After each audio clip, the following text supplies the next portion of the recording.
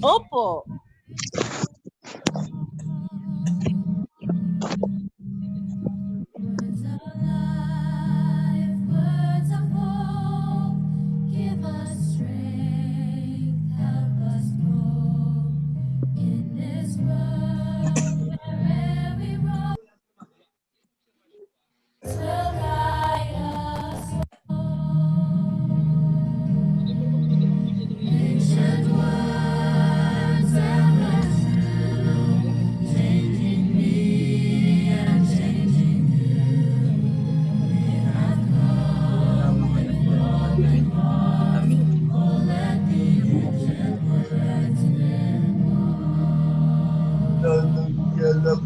Bow, bow, bow.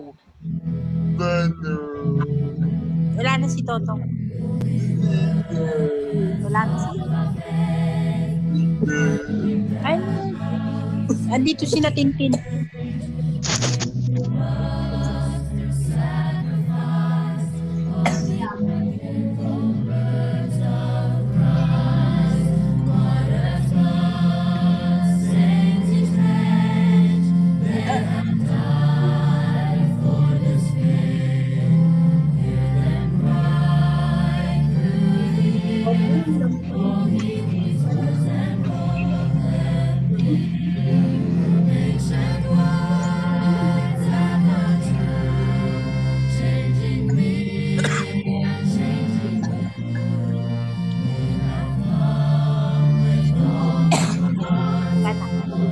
Ako doon para hindi mo marinig, ha? Uubo-ubo.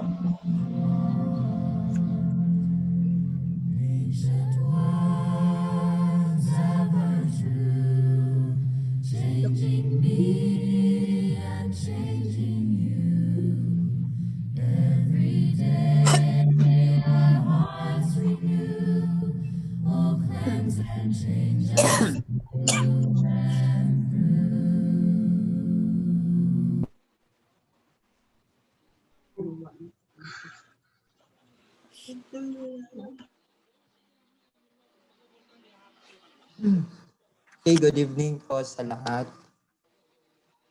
Ngayong gabi. Gandang gabi din.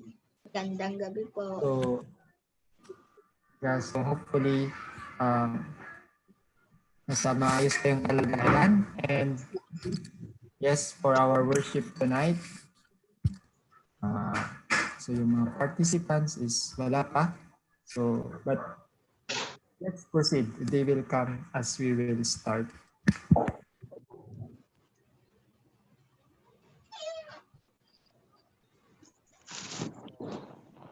Start na, Dwayne? Po, yeah. Ikaw yung... So, magandang gabi po sa inyong lahat. Ito po sa Pilipinas. Diyan naman sa Amerika ay magandang umaga sa inyo at happy Sabbath po dyan. Ngayon ay welcome po tayo muli sa ating pong family worship ng Leopold de la Cruz. Mamaya ang ating pong bonding time. So, ako po ang yung presider, si Brother Glenn. Meron din tayong opening song ng Ancient Words. Opening in prayer ni Bandwayne Tumolba. Ang ating special number ay si Anita, Pilipinas. Short and personal testimony tungkol sa kabutihan ng Diyos ay si Christine Tumolba. So, wala po tayong message ngayon. Meron tayo po ay mayroong discussion topics tungkol sa the importance of prayer. Tapos closing song ng Turn Your Eyes Upon Jesus. Then closing prayer ni Brother Vince Tumolba. Holy Spirit, empowering loved ones, vision of the worship and others. So, doon tayo naka-focus sa prayer. Ang ating post-presiding and remarks, ako rin po si Brother Glenn, at ang ating debrief ay si Ban me and we save all the ends of the earth, For I am God and there is none else. Sa 22. Yan po tatakbo yung ating pong programa. Then, for our opening song, Ancient Words. Holy words, long preserved for our walk.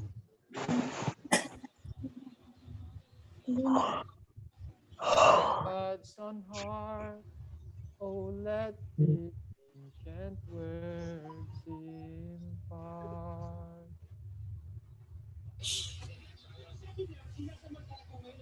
Anyone? Wala pa si Christine. Peace of life, words give us strength.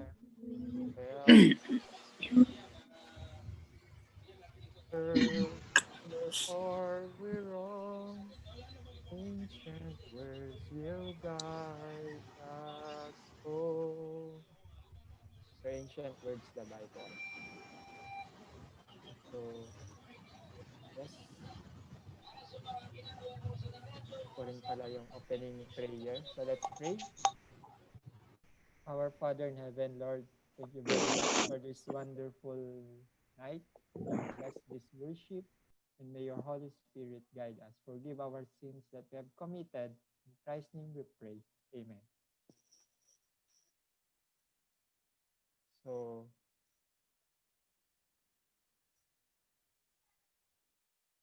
Kuya Glenn, ano na next?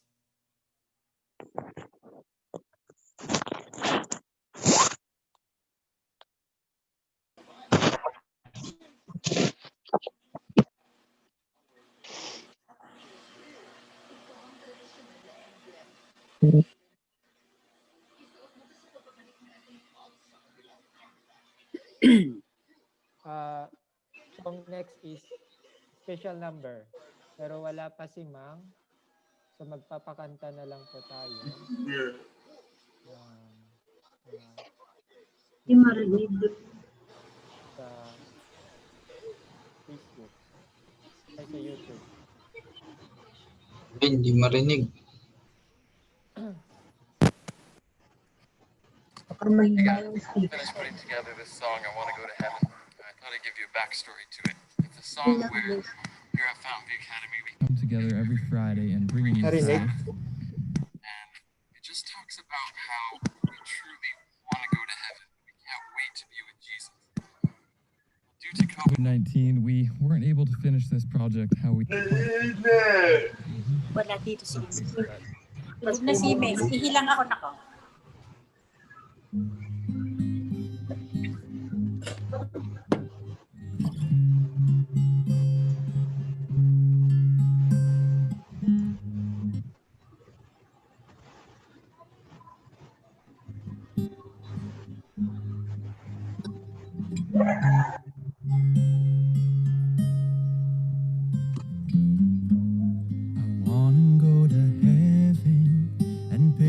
never fading fire.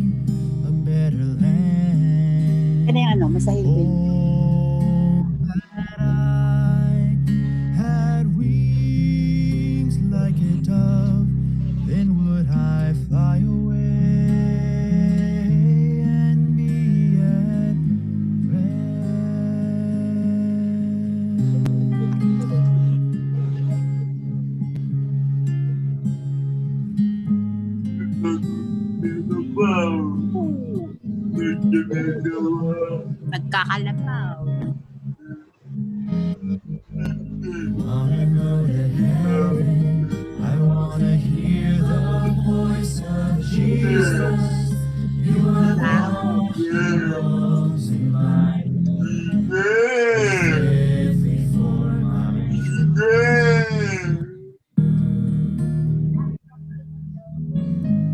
And when I get to heaven, I'll cast my crown at Jesus' feet. I wanna praise his name forever. He has done so much for me. Sometimes I think I can stay here no longer. I feel very lonely here, for I have seen a better land. Oh, that I had wings like a dove, then would I fly away and be at rest. I wanna go to heaven. I wanna pledge my love to Jesus. I will burn myself and serve him, for he suffered much for me.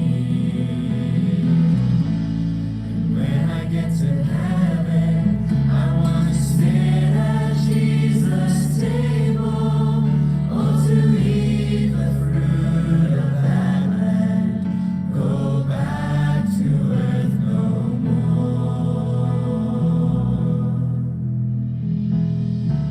Sometimes I think I can stay here no longer. I feel very lonely here, for I see a better land. Oh, that I had wings like a dove, then would I fly away and be at rest. Oh, that I had wings like a dove, then would I fly away and be at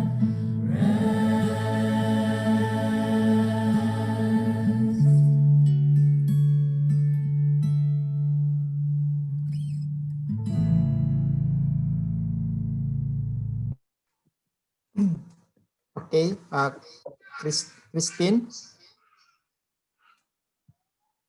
for the test. Eh, magandang gabi po sa ating lahat. Sa aking testimony, um, it's an answered prayer. It's about an answered prayer. Inisip ko talaga kung i-share ko to kasi hindi pa naman siya kumpleto. Pero looking back kasi in the past few months, ito yung parang pinag-pray ko araw-araw na talagang nagninil talaga ako na pinagpa-pray ko talaga kung ano talaga yung will ni God.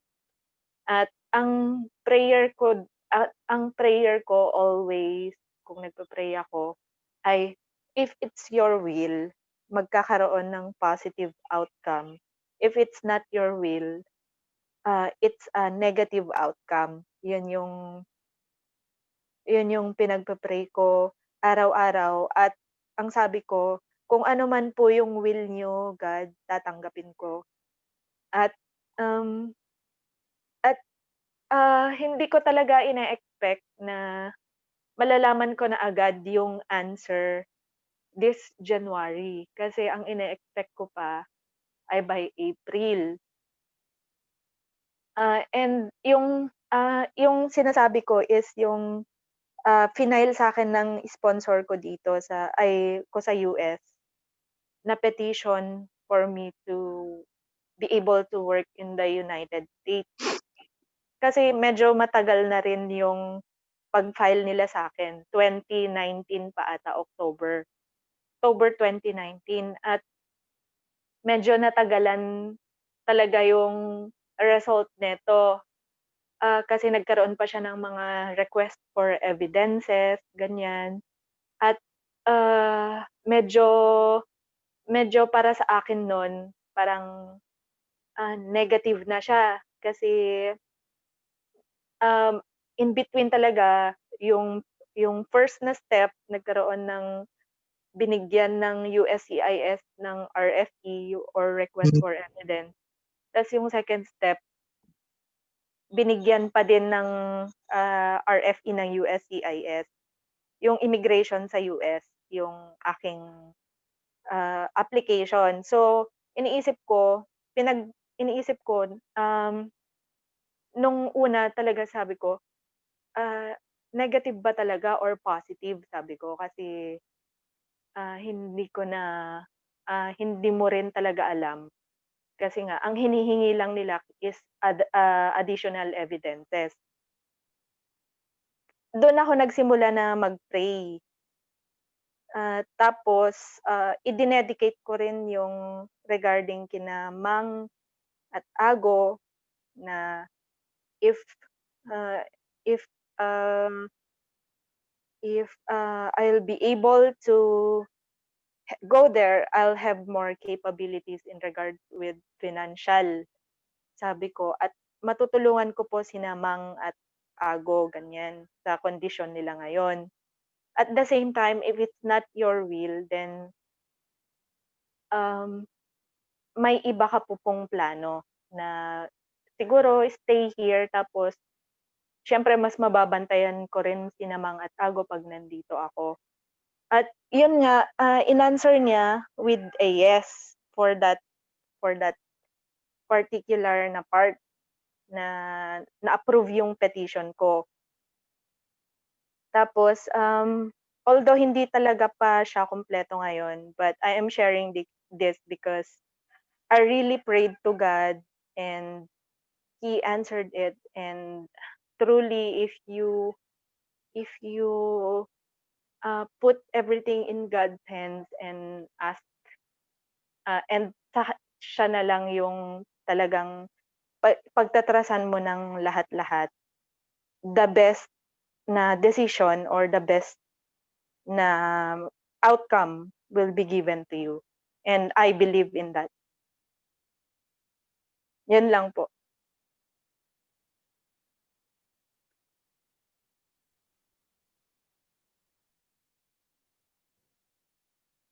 Okay, thank you, Steen, and praise God. So, Yes. and yes, mag-proceed na po tayo sa ating discussion topic, which is the importance of prayer and how to pray. So everyone can share their ideas, and yeah, this is an open discussion. Everyone is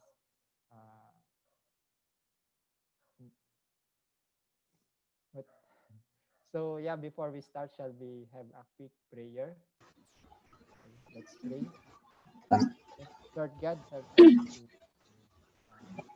discuss the importance of prayer and how can we apply in our lives, and how teach us how to pray. In Christ's name we pray. Amen. So, kumusta po sa inyong lahat? Okay po ba yung week nyo? Or sa akin okay naman po. So, I hope na Mahina yung boses mo, Dwayne. mahina. Ako lang ba ang nakakarinig o yung iba rin?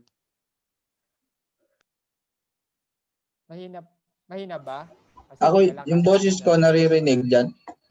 Oo, manig sa'yo din. Okay. Mahina, Dwayne. May problem yung sound system mo. Hello? Yan. Okay na? Okay. Mouthpiece lang Yung naman. headset ko. Oo. Sige. Okay. So yung pag-usapan natin is yung importance ng prayer.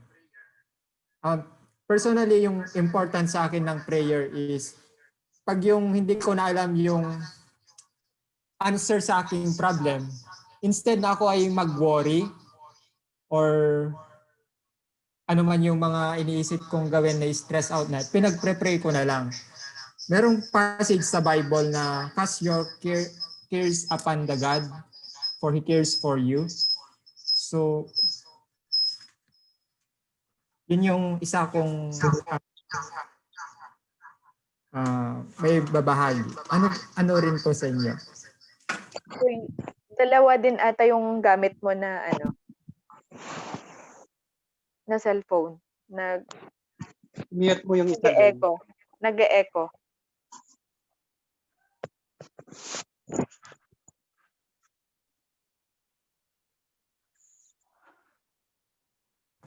Okay, sige. Nag-leave na ako yung sa isa. Okay na? So, Yeah, okay na. sa inyo, Kuya Glenn or Kuya Junvic or sino man dito, ano yung importance ng prayer sa inyo? Pero yung prayer, talagang throughout of the Bible, lahat ng mga characters doon na anak ng Diyos, talagang makita mo na gamit-gamit nila yung prayer, dala-dala nila kahit sila magpunta, Dwayne. No? Sa akin naman, yung kahalagahan din ng prayer, ganun din. Kapag nag-aalala ka, no?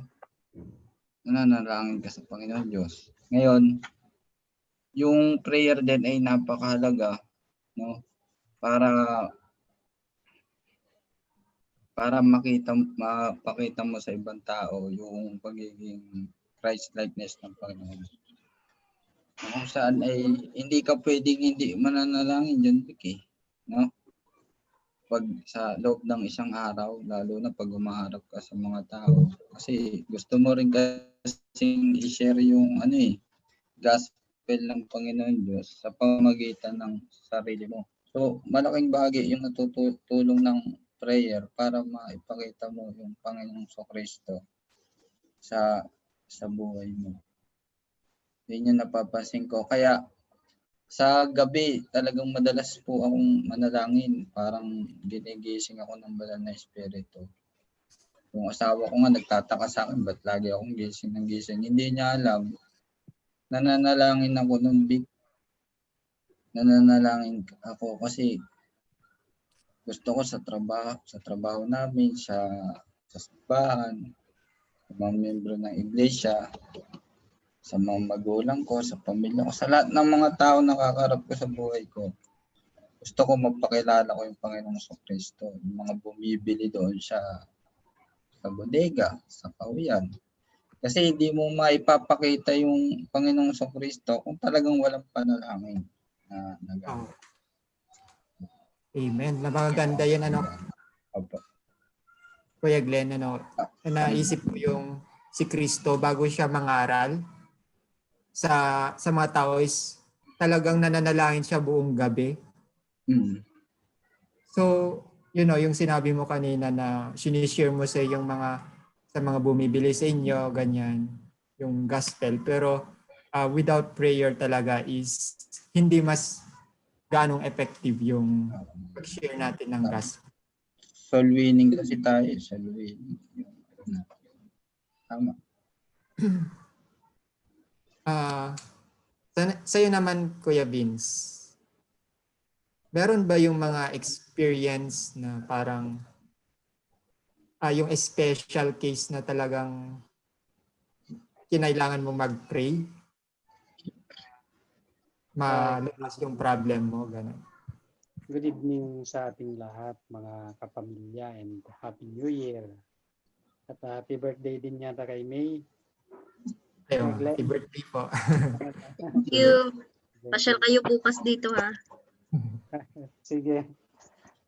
Sa akin naman, yung prayer kasi, syempre, create tayo ng Panginoon na bilang tao.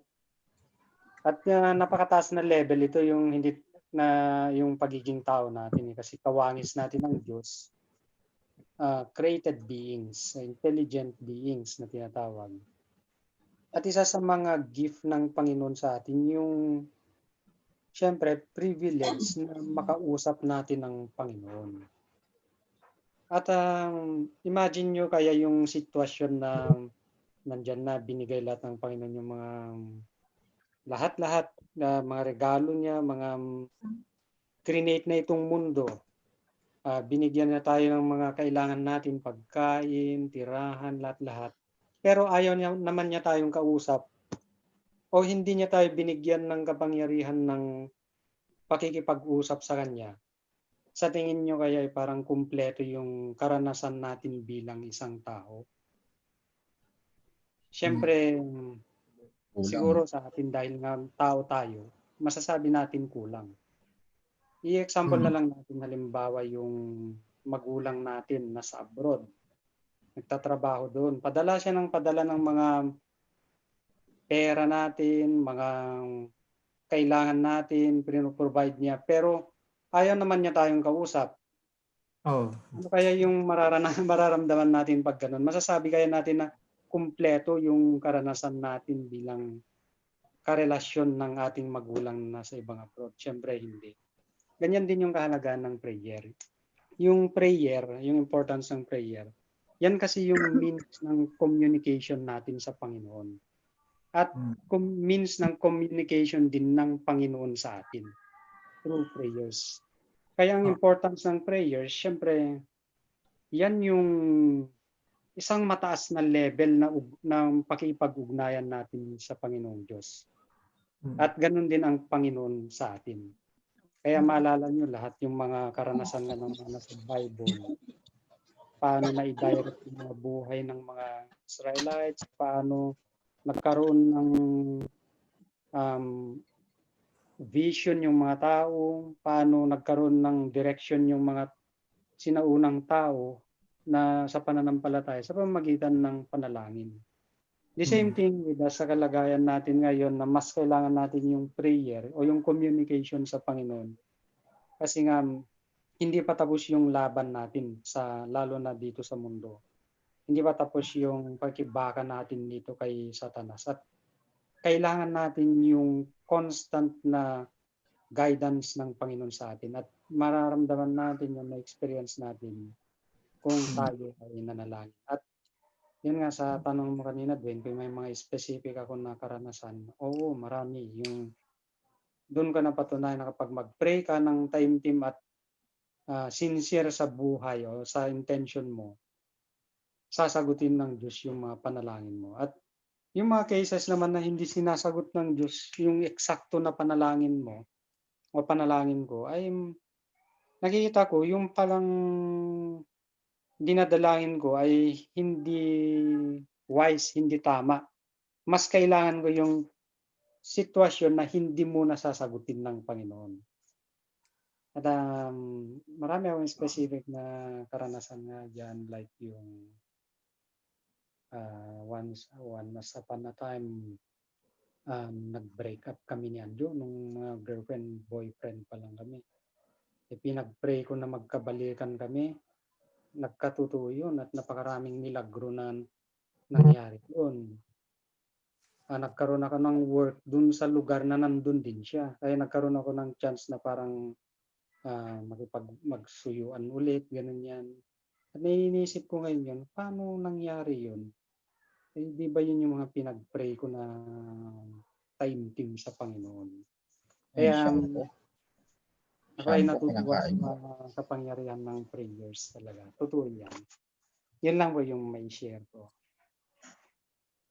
Maganda yung na-share mo, Kuya Vince, yung sabi mo kanina, yung pag may yung mga parents natin meron sa abroad, parang nagpapadala na lang sila ng pera pero walang communication, parang walang silbi. Gaya rin sa atin na binigay sa atin ng Panginoon yung, 'di ba, may lupa, may pagkain tayo, yung mga binigay niyang araw na sumisinag, pero hindi natin nababasa yung Bible at hindi tayo nakikipag-usap through prayer sa Kanya. Parang kulang, parang walang silbi. Hindi natin alam kung bigay talaga. Di ba sabi ni Kuya Glenn din, naalala kong sabi niya dito, libre yung araw, hindi natin binabayaran yung serbisyo ng araw, pero hindi natin pinapasalamatan minsan ng Panginoon, di ba? So napakaganda na maalala natin yung kahalagan ng prayer. sabi dito sa isang passage sa Messages to Young People, sabi niya dito, prayer is the breath of the soul. It is the secret of spiritual power. No other means of grace can be substituted and the health of the soul be preserved. Yun. So napakaganda yung sabi dito. Ano yung special na parang kung wala itong prayer, ay ano yung magiging effect sa ating buhay? So, anyone? Si Tita Minda, kung meron kayong idea, ano ang mangyayari sa isang individual kung hindi mananalangin?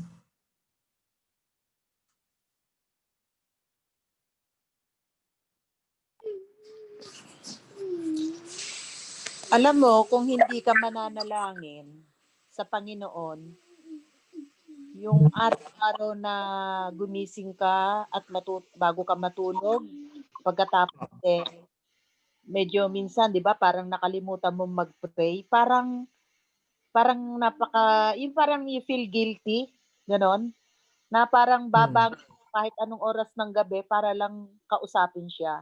Mag-sorry at nakatulog po ako, Lord. Parang you are just talking, yung hindi na yung nagkakaroon pa ng parang, di ba, kunyari, presidente, kakausapin mo, ang daming mga paikot-ikot pa, diba? Bago ka sa tao dito. Pero si God, directly, nasasabi mo yung gusto mong sabihin. Yun yung ating privilege sa Kanya.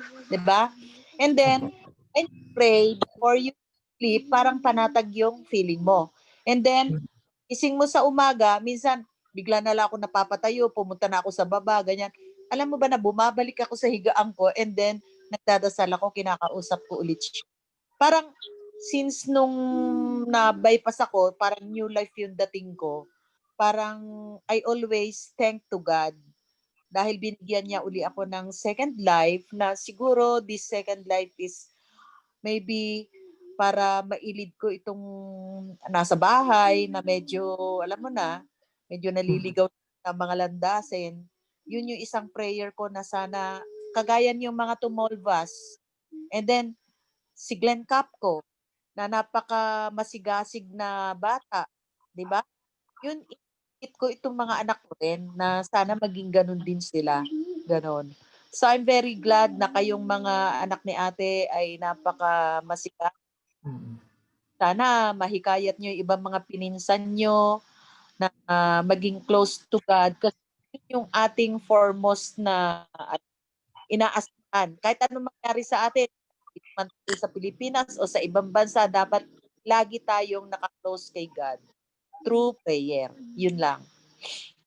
Amen. So, napakaganda yung shinare mo, Tita Minda, na personally, yung kapag bumabalik kayo sa iyong kwarto is talagang kinakausap mo ang Panginoon bilang personal na taga-savior mo, lalo na yung experience ko yung bypass. So, praise God for that. And mababanggit natin sa Bible na sabi doon ay pray without ceasing. 1 Thessalonians 5 verse 17. Ito yung paano natin manalangin. Ito ba ay kailangan nating lumuhod palagi kasi madalangin tayo ng walang patid, sabi doon eh. So, hello? Tita Minda, gusto niyo pong sumagot? Or Ina-agree ko lang yung sinasabi mo. okay, sige. So, yun po yung paano, tapos yung mga disciples ni Jesus Christ, although kasama ng matagal nila si Kristo, sabi nila ay, teach us how to pray. Kaya meron yung the Lord's Prayer. Ano yung mga personal na mga experience nyo? Paano kayo manalangin para ma-share natin sa mga andito na gusto ring maranasan yung paano talaga yung effective na pananalangin sa Panginoon?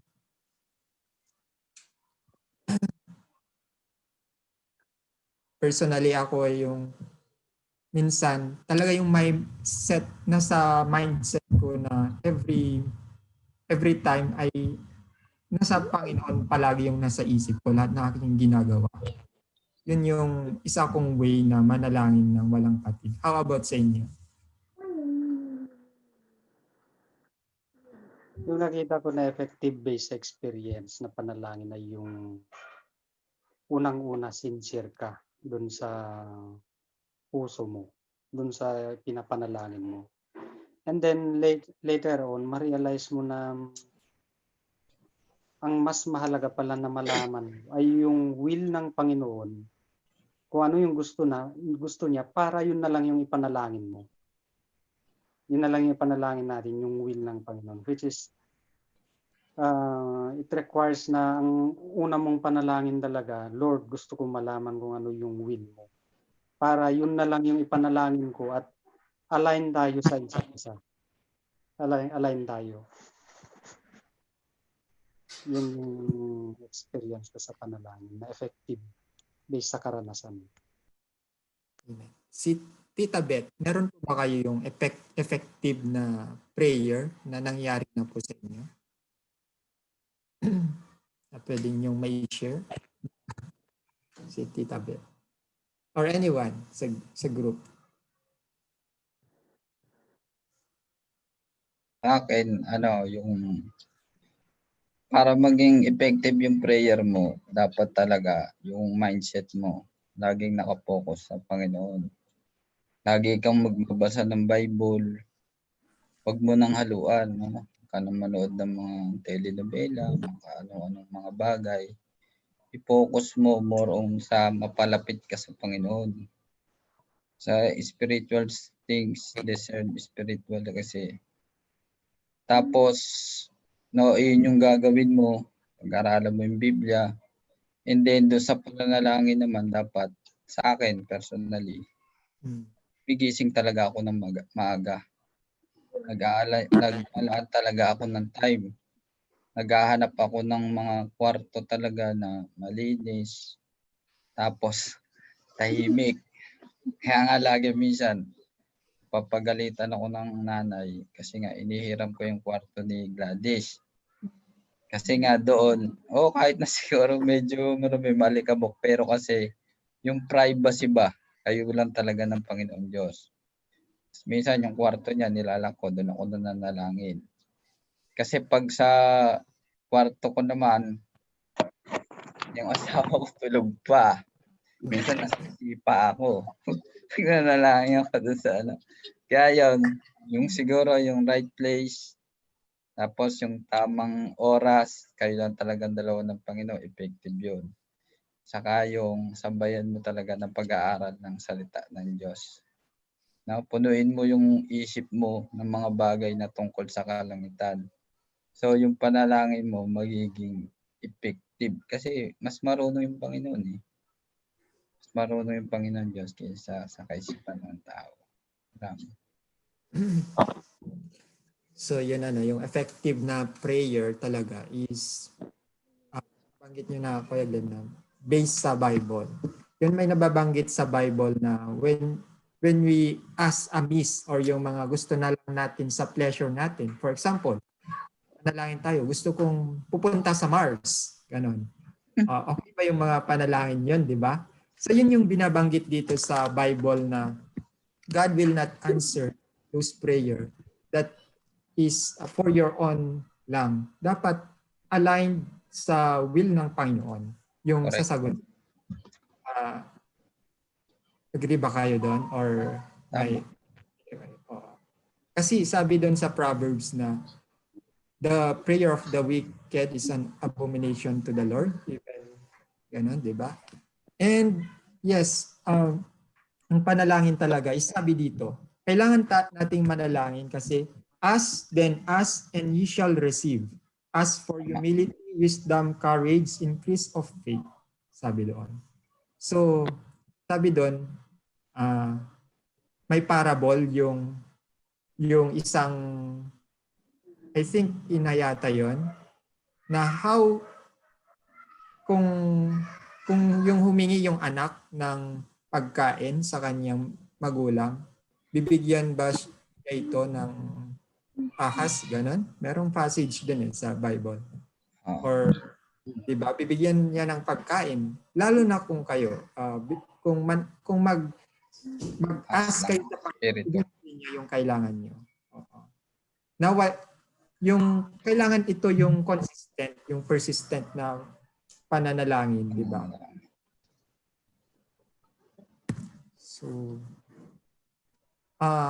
So meron pa po yung dagdag ninyo na yung mga nabanggit natin, yung may importance ng prayer, how to pray, and ano yung mga effective na mga prayers. Binibigay ng lahat ng Diyos yung hilingin mo Paano pa kaya yung banal na espiritu? Hindi niya ibibigay. Ibibigay niya.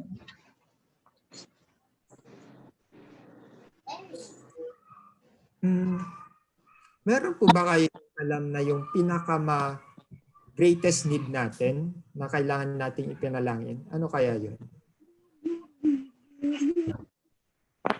Yung tungkol yata kay Chen, nagre-request ng prayer ba? Okay. Yes, panalangin natin yung natin si Sister Chen. Yung next na program natin is panalangin ba, Kuya Glenn? Or closing song? Teka lang. Ano ba ang sunod doon? Nasaan yung cellphone ko? Panalangin natin yung mga Rivera at saka family ni Auntie Esther. Opo. Basta nga pala sila, ano nangyayari ba? COVID, Tita Beth. Ano ba nangyari? Sila Uncle Narding, si Auntie Mar, positive COVID sila. Tapos yung isang anak nila na nagbabantay sa kanila, positive COVID din. So, si Uncle Narding, yung parang nagkakaroon siya ng ubo, although hindi naman nabanggit ni Carol na may lagnat siya. Tapos yung kila Auntie Esther, marami sa kanila ang positive na COVID, pero si Auntie Esther hindi pa yata at saka yung ibang bata. Kaya nag-aalala ako ng husto para kila Auntie Mar at saka si Uncle Narding. Tapos meron silang isang anak na naka-hotel yata, yung Air and para sila siya ang nagdadala ng pagkain sa kanila. Wala silang kasama sa bahay? Yung isang anak nila na positive din. Si Leo? Hindi ko alam na kung sino. Ay naku, ano ba yan? Sino ba ang Ano yun? Sa pagpunta-punta nila siguro sa dialysis? Ganon? Doon nakuha? Hindi mo na maalam kung saan ang virus. Kaya mag-ingat tayo ng doble. Sobra na ang dito. Grabe. Sita. Okay, dagdag po natin sa Sobra na talaga ang COVID dito. Namamatay more than 4,000 a day na. Wala nang hospital, wala nang laman ng ICU dito, lalo na dito sa California. Kaya matagal na akong hindi lumalabas. Nandiyan ka lang sa kailangan ng special prayer para doon sa taga-shuttle, ha? Opo. Sige po. Si Kuya Vince po yung mag-pray ngayon. And yes, mag-pray natin sa Panginoon sincerely even out in our home. And Kuya Glenn, ano? Yung ano na next? Ito na yung nagtatapos ang na next yung... natin, closing song. Pero gusto ko lang i-summarize yung pag-usapan natin na kailangan natin unang-una is yung importance, malaman ano yung important ng prayer sa ating buhay. Ano yung kahalagahan. And yun, yung second is paano natin malaman yung tamang pananalangin. Kailangan right yung heart natin sa Panginoon and align yung ipapanalangin natin sa will ng Panginoon. And thirdly is kailangan natin maging humble enough to the Lord. So, yun, ask and it shall be given to you. Kuya Glenn. So tayo magkaroon ng closing song, then closing prayer ni Brother Vince. Ay, panalangin natin yung sa shuttle ba yun? Saka si Sister Chen Chen, Brother Vince.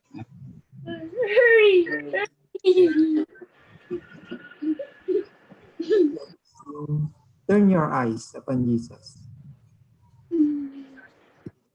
Turn your eyes. Your holiness, wonderful things, and the things of Will grow springs. Glory and praise. Tayo po yung manalangin. Mapagpala namin na Diyos at makapangyarihan sa lahat, Ikaw na Ama ng aming mga buhay at espiritu. Lumalapit kami ngayon sa gabing ito, Panginoon, sa araw na ito, upang kilalanin ang inyong pagiging Diyos sa aming mga buhay-buhay.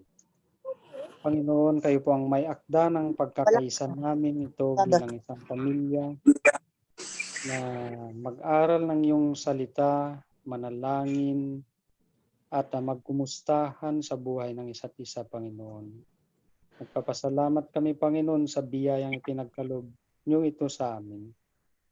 At batid po namin na kayo rin mismo ay natutuwa sa aming mga pagtitipon ito, bagaman virtually lang, Panginoon. Nakikinabang kami sa teknolohiya na iyong binuksan at ibinigay na liwanag sa sangkatauhan, Panginoon. Purihin at dakilanin ang iyong banal na pangalan. Panginoong Diyos, lumalapit kami sa gabing ito sa mga papuri at pasasalamat sa napakadakila mong pag-ibig, Panginoon, at pagpapala na naranasan ng bawat isa sa amin.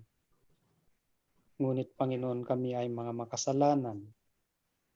Nakakagawa kami, Panginoon, ng mga kamalian sa iyong harapan na mamalayan man namin ito at hindi. Ngunit hindi kami nag-alala na ngayon, Panginoon.